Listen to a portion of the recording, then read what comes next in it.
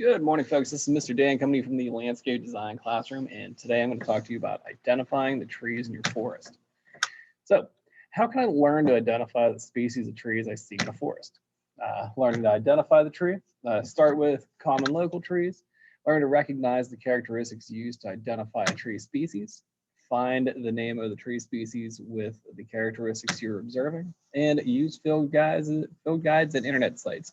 The one site we use in this class a ton is the Missouri Botanical Garden website. They pretty much have every tree you could think of, especially the common ones. And we will be identifying all 100 of our plants through that website. So characteristics help identify with identification. What's the tree type? Is it deciduous or coniferous? Leaf shape, size, and growth patterns. Bark, fruit including cones, nuts, acorns, etc. Twigs, form or shape, and site where the tree is growing. So using field guides and tree identification websites, a dichotomist key uses a fork in the road, yes, no questions. The guide I give you will have a lot of different stuff on there, and we will be going through that here in class if we've not already. So use of guides and keys requires time, effort, and patience. Coniferous or deciduous, does it have needles or leaves? So on the bottom left, you have a coniferous tree. You can see by the needle leaves, and on the bottom right, you can see a deciduous example, which is more of a broad leaf. So what is a conifer? In a class of plants known as gymnosperms, plants with naked seeds such as cones, often called softwoods. Many have needles that stayed green all year. Common examples are pines, cedars, spruces, and firs. If it's a deciduous tree, it's in a class known as an angiosperm. The mature seed is surrounded by the ovule, such as the apple or an acorn. Also known as hardwoods. Many lose their leaves in the fall and grow new leaves in the spring. Common examples are oaks, maples, and dogwoods. So let's take a look at the leaves here. We have opposite and alternate. Do the leaves grow on opposite or alternate sides of the twig? And whenever you take a look here, for the opposite, they're going to be straight across.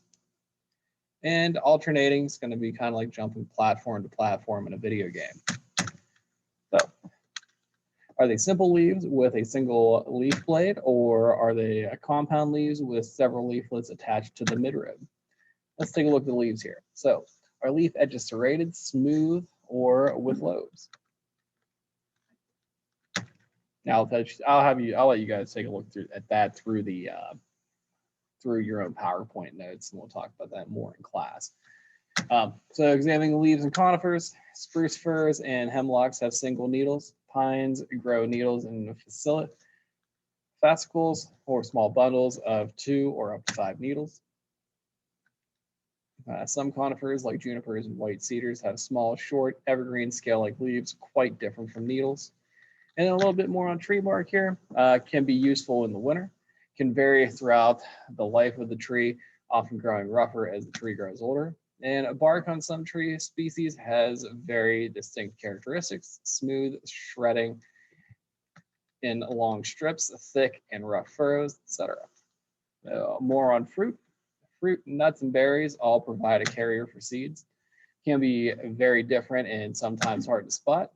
Comes in a wide variety of shapes, colors, and sizes. And check the ground as well as the branches up to the top of the tree. So let's observe the twigs, a variety of shapes, colors, and sizes. And I apologize if I'm going too fast, because this is actually material that we cover in the first year. We're just using this as a refresher. So examples of this are stout and thin, hairy and smooth, large buds and small buds. Now you want to check the tree's shape. You have a pyramid, Christmas tree shape, conical, branches droop downward, columnar, branches sharply up, thick and narrow, spreading, long horizontal branches, trunk nearly at the top, and vase shape, upward growth with a rounded top. Broad shape, short trunk, somewhat flat top, rounded with rounded shape, round top. And then the bottom line here is tree identification is a skill you can learn. Pay attention to details and learn what those details mean. And once you've identified the species on the tree of one tree, it will be much easier the next time you see that tree of the same species.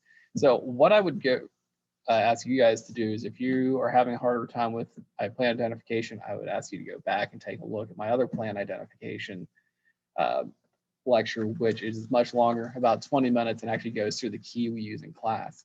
But that is the end of my presentation. If you have any questions at all, you can get in touch with me down here in the Landscape Design Classroom. I appreciate your time. Have a great day, folks.